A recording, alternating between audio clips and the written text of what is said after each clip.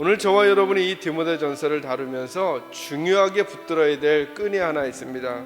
그게 뭐냐 하면, 여러분, 영적인 거장은 어떤 사람을 픽업해서 사람을 쓸 때 어떻게 쓸 것 같습니까? 저는 이런 생각을 해봤습니다. 제가 담임 목사니까 기도해보고 하나님이 알려주시는 거죠. 이보게 저 사람 들어서 써, 저 사람 쓰면 돼. 이게 좀 영적으로 파워풀해 보이지 않습니까? 근데 지금 사도 바울은 디모데에게 뭐라고 말하느냐 하면, 감독과 집사로 쓸 사람들의 기준에 대해서 얘기해 주고 있어요. 그러니까 아주 실제적인 내용이죠.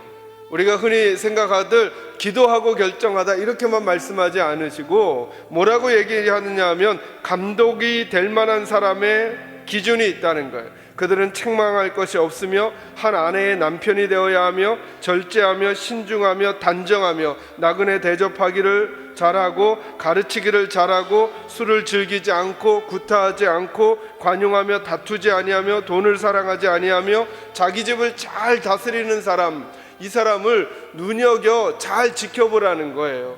다시 말하면 오늘 사도 바울은 하늘과 함께 땅을 함께 붙들고 있다라고 하는 거예요. 그래서 오늘 설교 제목이 믿음은 하늘과 땅을 함께 품고 사는 것입니다 라고 정해드린 거예요. 여러분, 맞습니다. 믿음은 이렇게 하늘을 붙드는 것입니다. 하나님을 붙드는 것입니다. 하나님의 이야기를 붙드는 것입니다. 그런데 그 하늘을 붙들고 하나님의 이야기를 붙든다라고 하는 이야기가 어떻게까지 연결되느냐면, 오늘 이 땅을 구체적으로 실제적으로 어떻게 행동하고 살아갈 것인가, 이 문제와 연결되고 있다라고 하는 것입니다.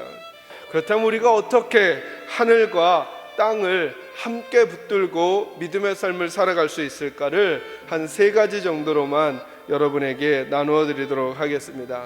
첫째로는 저와 여러분의 믿음이 훈련해야 한다는 것을 꼭 기억해야 합니다. 여러분, 훈련이라고 하는 것을 본질적인 개념을 한번 생각해 보세요.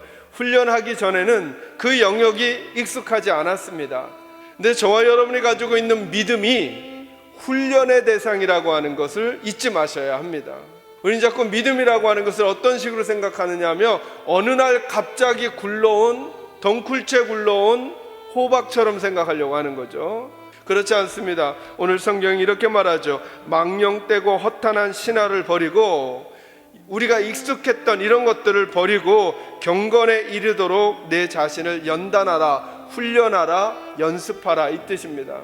그래서 믿음은 연습하는 거예요. 기도도 마찬가지예요. 여러분, 기도도 연습하셔야 해요. 말씀을 읽는 것도 연습하셔야 돼요. 이게 우리에게 익숙하지 않았던 것들이거든요. 저는 우리 사랑하는 계산제일교회가 이 믿음을 연습하는 교회가 되기를 주님의 이름으로 축원합니다.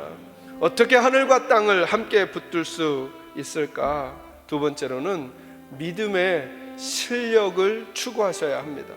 저는 이것을 이렇게 풀어드리려고요. 우리가 믿음이라고 하는 이름으로 실력을 너무 도외시해버려요.